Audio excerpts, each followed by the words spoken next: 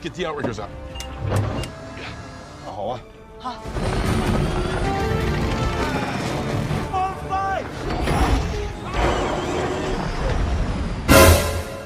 Bagaimana jadinya jika seorang pasukan khusus bekerja sama dengan tentara bayaran? Dan inilah yang terjadi pada film Hidden Strike. Film yang dirilis pada tahun 2023 ini menceritakan John Cena dan Jackie Chan yang bekerja sama untuk menghentikan aksi mafia yang mencoba mencuri minyak dengan jumlah jutaan barel. Gak suka basa-basi, ambil posisi ternyaman, stop overthinking memikirkan hal-hal yang belum terjadi. Kita langsung saja ke alur ceritanya. Hayu, meluncur.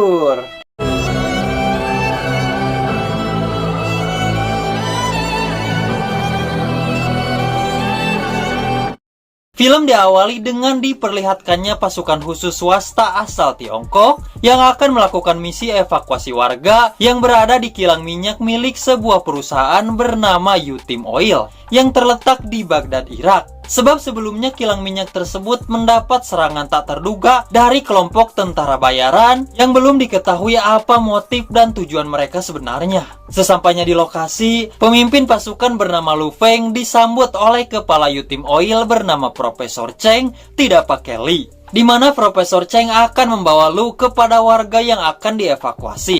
Di tempat berbeda, tepatnya di sebuah desa kecil yang tidak jauh dari lokasi kilang minyak tadi, terlihat seorang pria yang merupakan tentara bayaran sekaligus mantan veteran Smackdown Pain bernama Chris Van Horne, yang didatangi oleh adiknya yang juga adalah seorang mercenaris alias tentara bayaran bernama Henry. Henry lalu memberikan uang hasil kerjasama mereka menjual senjata kepada tentara Irak. Henry kemudian meminta Chris untuk ikut andil ke dalam sebuah misi baru, di mana Henry dan rekan-rekannya mendapatkan misi untuk menculik beberapa orang yang telah menjual senjata ilegal. Namun Chris menolak karena dirinya ingin fokus untuk merawat anak-anak yatim piatu yang berada di desa itu. Mendengar itu, Henry mengingatkan Chris jika bayaran pada misi kali ini sangatlah besar, sehingga dengan bayaran besar itu, Chris dapat membantu para warga dan anak-anak yang berada di desa ini. Selain itu, Henry juga mengungkapkan semenjak kematian ayah mereka 2 tahun lalu, Chris mulai menjauhi pekerjaan ini.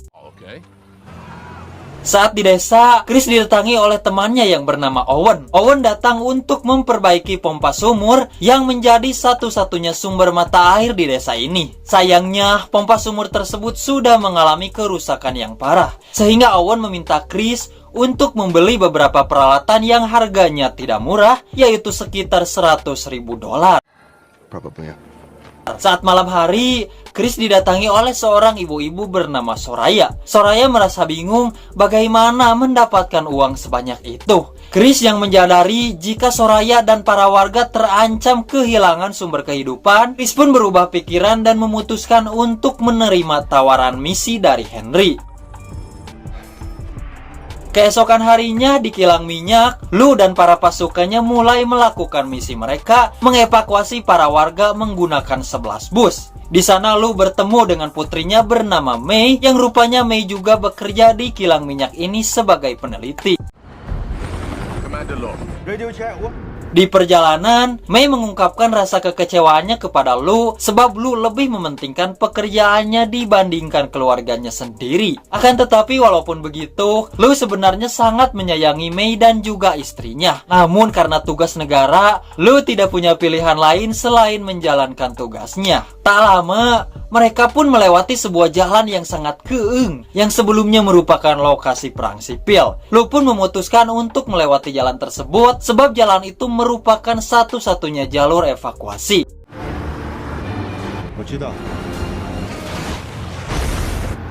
Setelah melewati jalan itu, Lu beserta reng-rengannya dibuat ngegebeg alias terkejut tatkala mereka dihadapkan dengan kemunculan sebuah badai pasir. Belum diketahui bagaimana badai ini bisa tiba-tiba muncul, namun yang jelas hanya Gaara si KJKG yang tahu. Saat berusaha melewati badai pasir tersebut, awalnya Lu dan pasukannya lancar-lancar aja, hingga radio komunikasi mereka error, disusul dengan kemunculan beberapa mobil off-road yang ternyata itu adalah Chris, Henry, dan circle-nya yang akan menculik beberapa orang dari dalam bus. Chris dan para tentara bayaran mulai membegal bus nomor 11 dan 8. Mereka juga sempat terlibat adu mekanik dengan beberapa pasukan di dalam bus. Dan dengan mudah mereka bisa mengalahkan para anggota pasukan itu.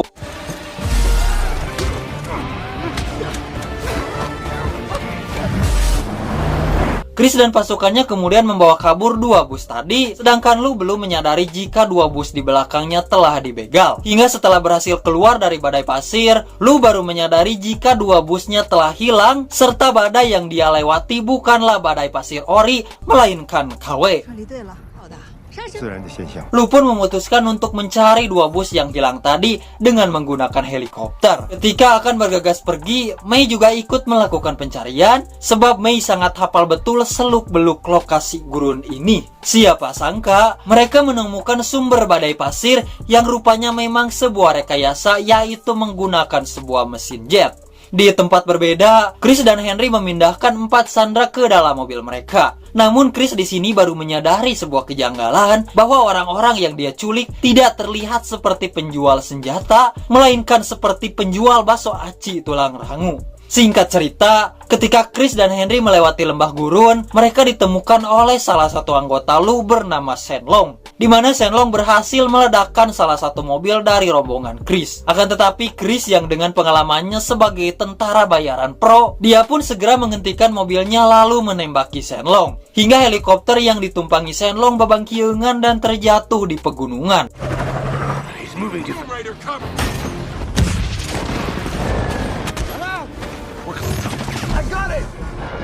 Sementara Lu berhasil menemukan bus nomor 11 yang ditinggalkan. Lu di sana mendapati keadaan para penumpang baik-baik saja, namun 4 orang diantaranya telah hilang diculik. Tidak tinggal diam, Lu dan Mei bergegas untuk melakukan pencarian ke area yang lebih jauh. Di sisi lain, Henry dan pasukannya membawa Chris untuk bertemu dengan orang yang menyewa mereka. Namun alangkah terkejutnya si Chris tatkala melihat orang yang menyewa mereka, di mana orang itu tidak lain adalah temannya sendiri, yaitu si Owen. Owen lalu menjelaskan jika dirinya selama ini telah melakukan jual beli senjata tanpa pengetahuan si Chris. Mendengar itu, Chris tidak gimana-gimana. Tapi yang membuat si Chris bingung, why si Owen malah menculik orang-orang dari kilang minyak yang tentunya tidak ada hubungannya dengan bisnis jual beli senjata. Owen pun lalu memberitahu alasan sebenarnya bahwa dirinya berencana untuk mensabotase kilang minyak, lalu akan menjualnya kepada pembeli gelap. Dan salah satu sandera yang mereka culik adalah Profesor Cheng, yang mana Cheng adalah kunci utama penyaluran minyak kepada kapal pembeli. Mengetahui itu, Chris pun langsung resign dan membatalkan misinya. Chris juga mengajak Henry untuk segera pergi dari tempat ini. Namun Henry belum bisa pergi sebab honornya belum dibayar Owen. Setelah Chris pergi, di luar prediksi BMKG, Owen langsung menembak mati Henry dan rekan-rekannya. Sementara 2 rekan Henry bernama Knox dan Morgan langsung berpihak kepada Owen karena rupanya sedari awal mereka adalah anak buah Owen. Sementara Chris yang akan kembali ke desa, ia ditemukan oleh Lu yang curiga kepada Chris, di mana Lu memutuskan untuk mengikuti Chris ke desa. Setelah mereka bertemu, Lu memberitahu jika orang-orangnya telah hilang di gurun. Namun dengan santuinya, Chris tidak memberitahu apapun kepada Lu dan justru malah pergi ke markas rahasianya untuk mengambil uang. Sesampainya di markas, Chris dibuat terkejut sekaligus sedih tatkala menemukan Henry adiknya sudah dalam keadaan tak bernyawa. Dan ternyata Lu juga mengikuti Chris ke sana hingga terjadilah adu mekanik di antara mereka berdua.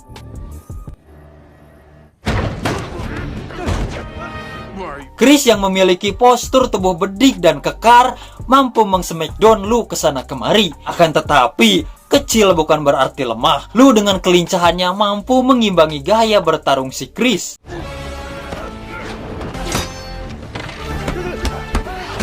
Chris kerap menuduh Lu jika dialah orang yang telah menewaskan adiknya. Namun Lu mengatakan bahwa dirinya tidak pernah membunuh siapapun. Hingga pertikaian mereka pun terhenti oleh kedatangan pihak militer sipil yang menagih senjata kepada Henry. Namun mereka seketika pergi saat Chris dan Lu tak sengaja menarik pemicu granat. Lalu pihak militer itu menembaki markas Chris yang membuat Chris serta Lu terpaksa untuk bekerja sama melawan mereka.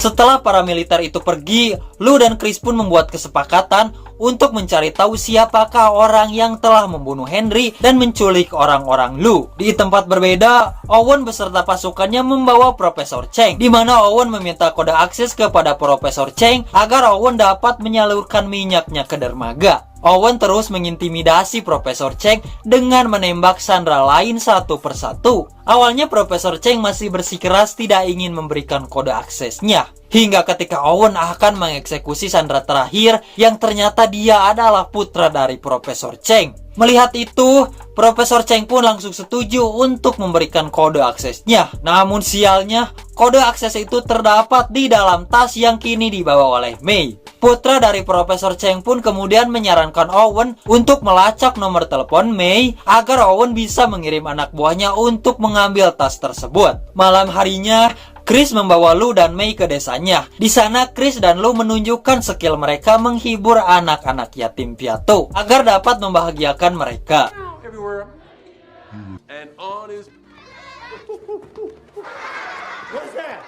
Seusai menghibur anak-anak, Chris dan Lu duduk bersama, di mana Chris memberitahu Lu jika Mei adalah wanita terulen dan teruhui yang pernah ditemuinya. Namun Chris seketika terdiam saat mengetahui jika Mei merupakan putri dari Lu. Tak lama, mereka tiba-tiba mendengar suara gonggongan anjing yang menandakan bahwa adanya penyusup di desa mereka. Dan ternyata benar, saat Chris dan Lu mengecek keluar, mereka menemukan anak buah Owen yang menggiridik dan menyelinap ke desa tersebut. Chris dan Lu pun mulai melumpuhkan mereka satu persatu. Mereka berdua kemudian berpencar hingga ketika Chris berada di sebuah menara, ia pun dibasoka oleh anak buah si Owen. Beruntung Chris bisa menghindar dan berhasil selamat.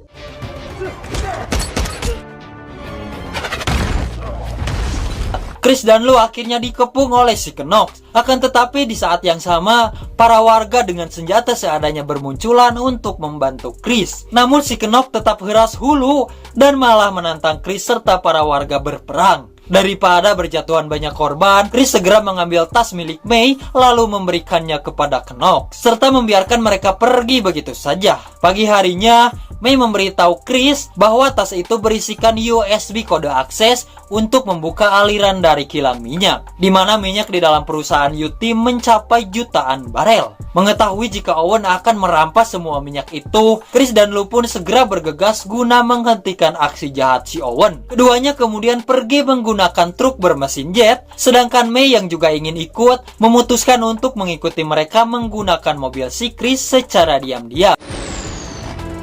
Di sisi lain, kapal tangki yang akan menampung semua minyak milik U-Team sudah datang, di mana Owen langsung menyuruh Profesor Cheng untuk membuka alirannya. Namun Owen membutuhkan waktu selama 24 jam untuk bisa menampung semua minyak tersebut. Hingga tak lama, Chris dan Lu datang dan langsung menggeberkan mobilnya menerobos pertahanan si Owen. Keduanya lalu berlanjut dengan menghajar semua anak buah si Owen. Follow me.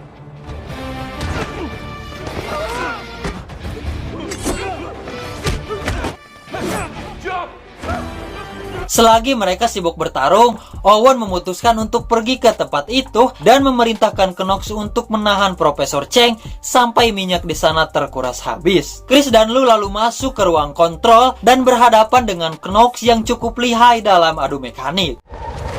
Let's go fast. Di tengah pertarungan itu, Lu meminta Chris untuk segera mengejar Owen, sementara dirinya akan membereskan Knox seorang diri. Namun terlambat sudah, di mana Owen berhasil kabur dengan membawa 3 truk berisikan minyak. Beruntungnya, Mei kemudian datang membawa mobil kesayangan Chris. Walaupun berat hati mobilnya dipakai orang lain, namun Chris segera meminta Mei untuk mengejar Owen. Sementara aksi lawak antara Lu dan Knox masih berlangsung, di mana dalam pertarungan itu Lu menggunakan semprotan sabun untuk membuat jatuh si Knox. Sialnya, semprotan sabun itu ucutan hingga membuat ruangan itu dipenuhi oleh sabun. Keduanya terus adu mekanik hingga Lu pun berhasil mengalahkan si Knox.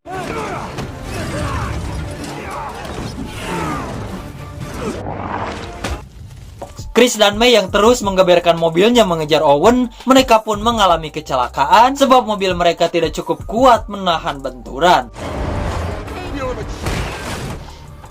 Tak lama setelah itu, Lu akhirnya datang membawa truk jet. Ketiganya kemudian bergegas mengejar Owen menggunakan truk tersebut. Namun karena Owen sudah sangat jauh, Chris pun mengaktifkan mesin jetnya sehingga mereka pun dengan cepat bisa menyusul si Owen.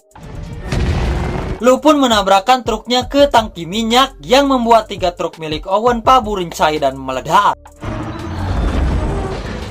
Ledakan itu juga membuat rekan Owen tewas serta Owen juga terluka sangat parah. Namun Owen masih bisa mengendarai mobil dan pergi melarikan diri. Sehingga hal itu membuat Chris, Mei, dan Lu harus kembali mengaktifkan mesin jetnya. Lu pun langsung menabrakkan truknya ke mobil Owen dan menyeretnya ke jurang. Sebelum truk itu jatuh ke jurang, Lu berhasil mengikat kursi Mei dan keduanya berhasil selamat. Sedangkan Owen yang berada di atas tebing tak sengaja terpeleset hingga membuatnya jatuh ke jurang dan mokat.